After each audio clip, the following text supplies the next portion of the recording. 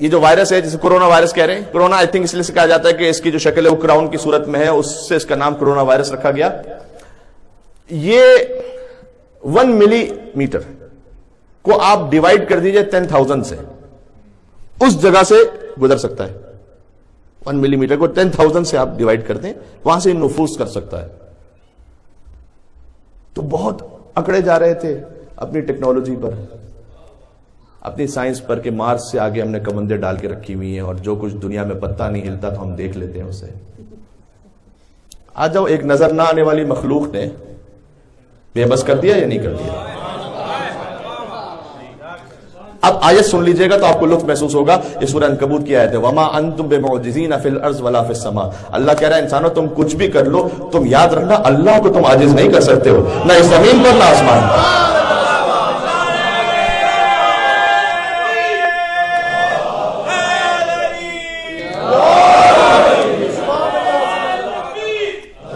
اللہ اکبر یا رسول اللہ.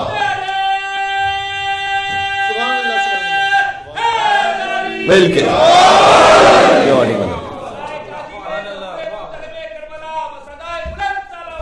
اللہم صلی علی محمد و آل محمد.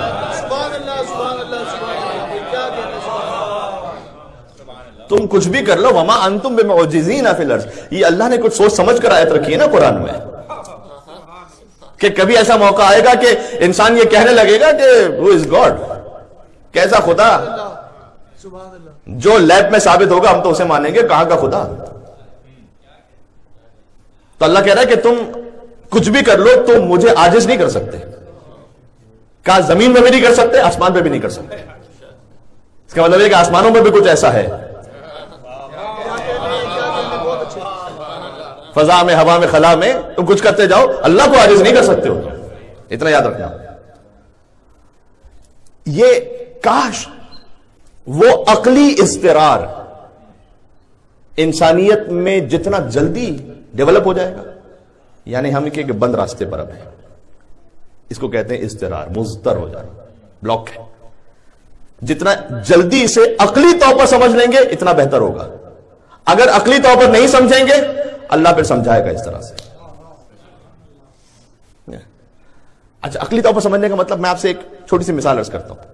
یہ میرے خود گزرا ہوا واقعہ، ہو سکتا ہے آپ میں سے بھی بعض کے ساتھ ہو. چند مہینوں قبل کی بات ہے، جب میں سڈنی گیا ہوا تھا تو ایک رینٹا کار لی. اب ایئرپورٹ سے رینٹا کار لی تو سچی بات ہے کہ مجھے بہت زیادہ ان لوگوں کا ایکسنٹ سمجھ میں بھی نہیں آتا، اور کچھ ضروری جو باتیں تھی وہ ہو کر تو اس نے کہا کہ انشورنس کروانا ہے یہ 4 دن کے لیے. تو میں نے انشورنس پوچھا تو بہت زیادہ تھا، تو میں نے کہا کہ نہیں انشورنس نہیں کروانا، اس لیے کہ مجھے بہت کم یوز کرنا تھا اسے. تو اس نے مجھ سے یہ کہا جسے میں اس وقت نہیں سمجھ پایا، کہا کہ ٹھیک ہے انشورنس نہ کرواؤ یا سائن کر دو کہ اگر کچھ بھی ہوا، چاہے آپ کا فالٹ ہوا، $4,000 ہم آپ سے لے لیں گے.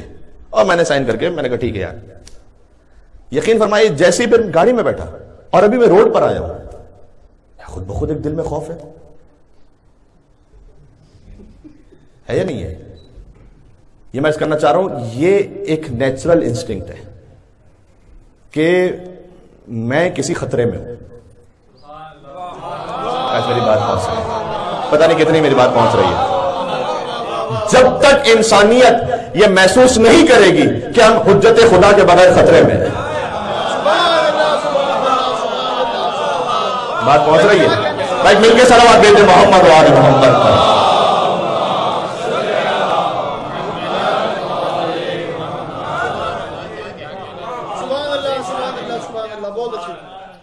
جب تک خود بخود یہ محسوس نہیں کرے گی، ورنہ اللہ محسوس کروائے گا. کیا میں اتنا عرض کر رہا ہوں، یہ بات یہاں رکے گی نہیں.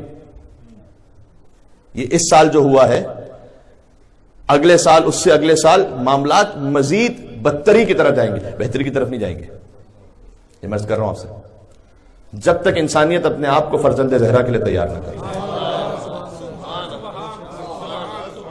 مولا کی آمد کے لیے مل کے اور صلوات بھیجیں محمد و آل محمد.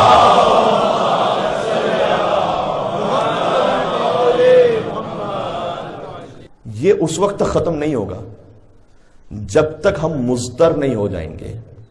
مضطر اس بات کے لیے کہ پروردگار اب پھر ایک اور حیدر کرار کی ضرورت ہے.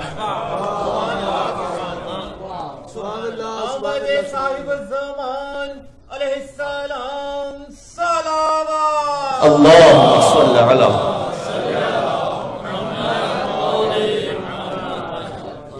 دیکھیں یہ استقرار ہے نا، جو فکر مندی ہے کہ انسانیت کہاں گر رہی ہے، یہ جو فکر مندی ہے یہ عقلی ہونی چاہیے ویسے، یعنی خود بخود آپ میں آنی چاہیے اور ہم میں آنی چاہیے. اگر نہیں آئے گی اللہ اس طرح سے لے کر آئے گا. ایک مرتبہ اس کا نیچرل وے تھا، وہ تو نہیں جا رہے ہم اس طرف تو نہیں جا رہے نا. ہم مثال دے دیتا ہوں، ایک یہ ذہن میں خوف یہ خود نیچرلی آنا چاہیے تھا انسانیت میں کہ ضرورت ہے ہمیں ایک ایسی ہستی کی کہ جس کا کہنا ویسے ہو کہ جیسے اللہ سبحانہ و تعالیٰ کا حکم ہے، جس میں کسی شک و تردید کی گنجائش نہ ہو. میں پہنچ رہی جس پر انسانیت ایسے اعتماد کر سکے.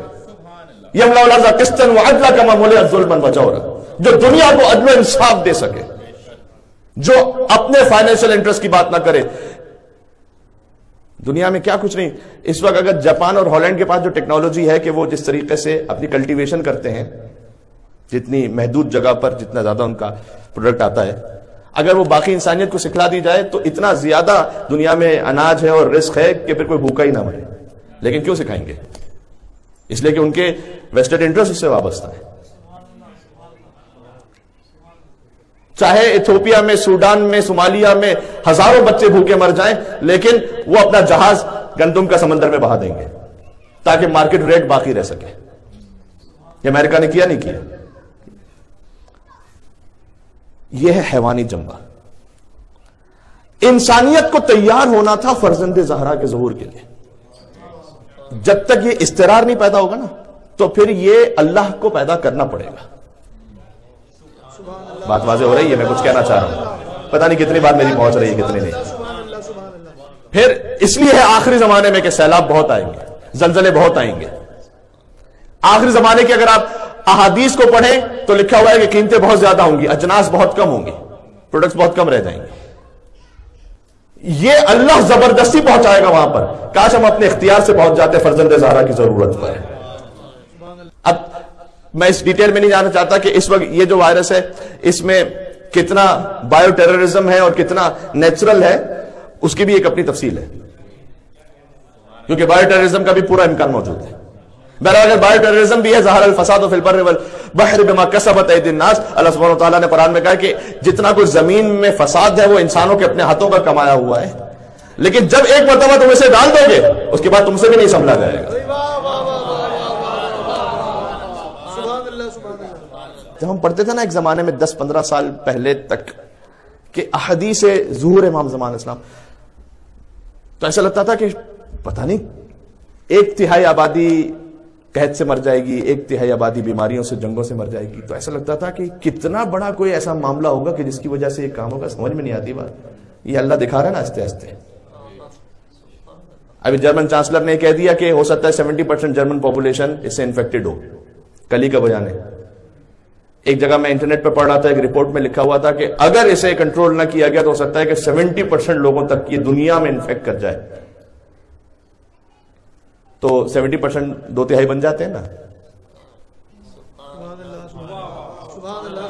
ایک اور بات بھی ذہن میں آتی تھی کہ جب فرزند زہرا ظہور فرمائیں گے، پشت کعبہ پر ٹیک لگائے بیٹھے ہوں گے، جال حق و زحق الباطل کی صدا آ رہی ہوگی، تو انہیں آل سعود چھوڑیں گے کیسے؟ پھر یہ ان کی حکومت ہے، وہ کیا کر لیں گے؟ ارے جب کعبہ ہی خالی ہوگا تو اندر جا ہی نہیں سکتے ہو.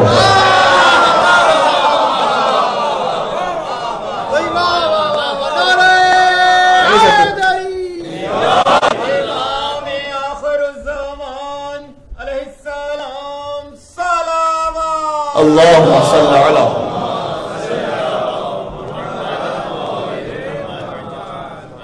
بات ہو رہی ہے؟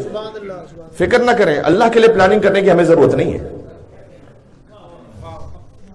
یہ پتہ نہیں کیسے ہوگا، پتہ نہیں کیسے ہوگا کہ اللہ نے دکھا دیا ایسے ہو سکتا ہے. یہ تو ایک نمونہ دکھایا نا ابھی، پتہ نہیں اللہ سبحانہ وتعالی.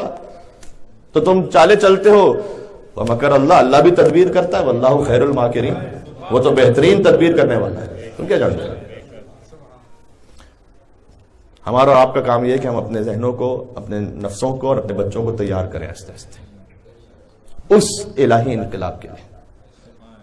انقلاب ہمیشہ شروع ہوتا ہے اندر سے، اس کا آغاز یہاں سے۔ دوسروں پر دین نافذ کرنے سے پہلے سب سے پہلے اپنے دل پر، اپنے نفس پر کرنا پڑتا ہے، یہاں سے انقلاب شروع ہوتا ہے۔ بات واضح ہو رہی ہے؟ ایک مشہور مفکر اور فلسفی ہیں، ان کا ایک جگہ میں نے کتاب میں لکھا وہ بیان دیکھا تھا کہ جب میں جوان تھا تو بہت انتھوزیاسٹک سوچتا تھا کہ میں کوئی ایسا کام کروں گا کہ پوری دنیا کو بدل کے رکھ دوں گا۔ جب تھوڑا سا آگے بڑھا ایج میں تو مجھے سمجھ میں آیا کہ شاید دنیا کو بدلنا تو میرے اختیار میں لگتا ہے نہیں، تو ایسا کروں گا کہ میں کوئی ایسا ضرور بڑا کام کروں گا کم سے کم اپنی کنٹری پر میرا پورا افیکٹ ہو، میں اپنے ملک کو بدل کے رکھ دوں گا۔ تھوڑا اور میچور ہوا تو سمجھ میں آیا کہ شاید میں اس وقت تک وہاں پہ بھی نہیں پہنچ پاؤں گا، کم سے کم یہ کہ میں اپنے شہر کو بدلوں گا۔ اور تھوڑا بڑا ہوا تو سمجھ میں آیا کہ شاید شہر کو بھی نہ بدل سکوں، اپنے خاندان کو بدلوں گا۔ اور کہتے جب عمر کے آخری حصے میں پہنچا تو مجھے ایسا لگا کہ میں اپنے آپ کو بدل لوں تو بہت ہے، باقی خاندان پر بھی زور نہیں چل رہا۔ اس کے بعد وہ آخر میں لکھتے ہیں کہ کاش یہ جو تھا یہ میں نے یہاں سے سیکوینس سٹارٹ کیا ہوتا، الٹا سیکوینس، غلط ترتیب رکھی تھی، سیکوینس یہاں سے ہونا چاہیے تھا کہ اپنے آپ کو بدلوں گا، تو پھر آگے جا کے خاندان کی بات آتی، تو شہر کی بات آتی، تو ملک کی بات آتی، تو دنیا کی بات آتی۔ انقلاب یہاں سے، بات واضح ہو رہی ہے؟